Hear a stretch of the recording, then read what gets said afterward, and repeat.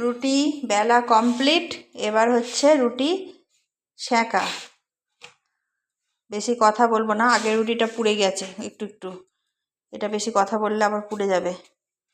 আগে এই ফ্রাইং প্যানটা তুলে এইভাবে ওভেনে দিয়ে, এইভাবে আগুনে দিয়ে না এভাবে সেঁকতাম, এত সুন্দর ফুলতো।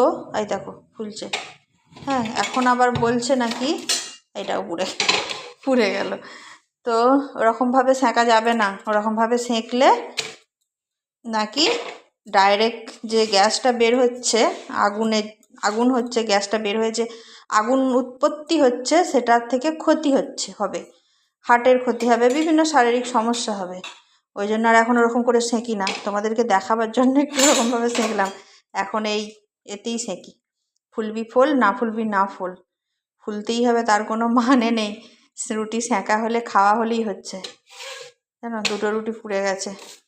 আমি তো খাবো একটা পোড়া রুটি, ওই বাবা মার শখের জামাইয়ের কাছে পাতেই যাবে।